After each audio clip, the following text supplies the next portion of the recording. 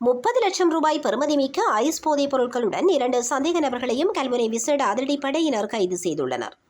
அம்பாறை மாவட்டம் கல்முனை விசேட அதிரடிப்படையின் புலனாய்வு பிரிவின் தகவல்களுக்கு அமைய நீண்ட நாட்களாக ஐஸ் போதைப் பொருட்களை விநியோகம் செய்து வந்த சந்தேக நபர்கள் கல்முனை மாநகரில் உள்ள உல்லாச விடுதியொன்றில் வைத்து நேற்று வெள்ளிக்கிழமை மாலை கைது செய்யப்பட்டுள்ளனர். கொழும்பு பகுதியில் இருந்து கல்முனைக்கு நீண்ட காலமாக குறித்த போதைப் பொருட்கள் கடத்தி பெறப்பட்டுள்ளதுடன் 36 வயது மற்றும் 49 வயது மதிக்கத்தக்க கல்முனை அனுராதபுரம் பகுதியைச் சேர்ந்த சந்தேக நபர்கள் ஆடம்பர உல்லாச விடுதியில் வைத்து கைது செய்யப்பட்டனர்.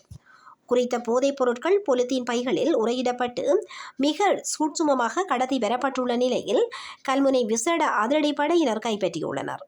மேலும் மேலதிக சட்ட நடவடிக்கைகளுக்காக கல்முனை தலைமையக போலீஸ் நிலையத்திற்கு சந்தேக நபர்கள் மற்றும் சான்று பொருட்களை கல்முனை விசேட அதிரடிப்படையினர் ஒப்படைக்க உள்ளனர்.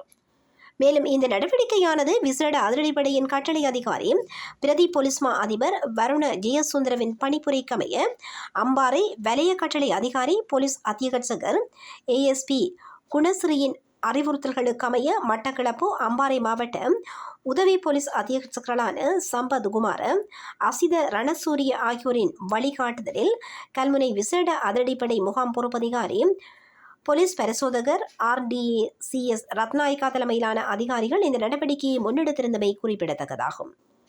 தற்போது கைதான சந்தேக நபர்கள் தொடர்பில் மேலதிக விசாரணைகளை கல்முனை விசேட அதிரடிப்படையினர் முன்னெடுத்து வருகின்றனர். அத்துடன் அம்பாறை மாவட்ட வரலாற்றில் மீட்கப்பட்ட பெருமளவிலான ஐஸ் போதைப் பொருட்கள் இவை என்பதும் குறிப்பிடத்தக்கதாகும்.